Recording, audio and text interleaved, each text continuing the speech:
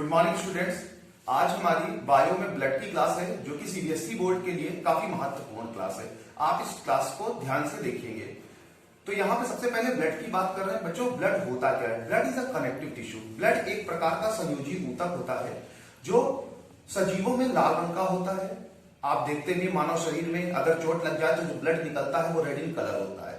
तो यहां पर देखेंगे, it is a connective tissue in all vertebrate animals, it is red in colour. यहां पर क्लासिफिकेशन ऑफ ब्लड की बात की गई है। कौन कौन से इंपॉर्टेंट कंपोनेंट्स हैं जो ब्लड में महत्वपूर्ण है, हमें उसकी जानकारी होनी चाहिए। Blood is divided into blood corpuscles and plasma.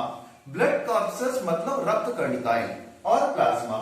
अब ब्लड कॉर्पसेल्स को फर्दर डिवाइड किया आरबीसी, डब्ल्यूबीसी, प्लेटलेट। आरबीसी होता है लाल रुधिर कर्णिकाएं, डब्ल्यूबीसी श्वेत रुधिर कर्णिकाएं और प्लेटलेट होता है। आरबीसी का पूरा नाम अगर कहें तो red blood cells, WBC white blood sales. लेकिन बच्चों, हम आपको बताना चाहते हैं कि जो हम लोग आपका ब्लड टेस्ट रिपोर्ट आती है उसमें आरबीसी, डब्ल्यूबीसी ये तो लिखा नहीं होता। तो अब क्या लिखा होता है? तो वहां पर नाम होता है एरिथ्रोसाइट्स, ल्यूकोसाइट्स और thrombocytes. RBC red in colour होता है। क्यों रेड इन कलर होता है? हमसे क्वेश्चन पूछा था ब्लड का कलर रेड क्यों होता है? क्योंकि ब्लड के आरबीसी में हीमोग्लोबिन प्रोटीन होता है जिसमें आयरन और ऑक्सीजन बाइंड स्टेट में होती है, जिसकी वजह से ब्लड का रंग रेड होता है। कई बार बच्चों एग्जाम में आया, वाइवा में पूछा जाता है कि ब्लड का कलर रेड क्यों होता है। हमेशा याद रखिए, आयरन कंटेनिंग प्रोटीन हीमोग्लोबिन होता है जिसमें ऑक्सीजन बाइंड स्टेट में होती है, जो ब्लड के रेड कलर के लिए रिस्पॉन्सिबल है।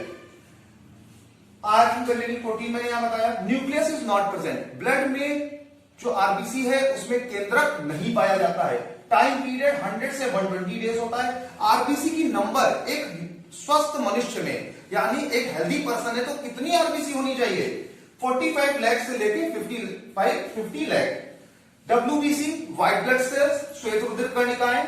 It helps for the immunity of body. Immunity मतलब प्रतिरक्षा प्रणाली। मानव शरीर में प्रतिरक्षा प्रणाली बनाती है, इसलिए डब्ल्यूबीसी को मानव शरीर का गार्ड कहा जाता है कि ये ब्लड का क्या है? गार्ड है।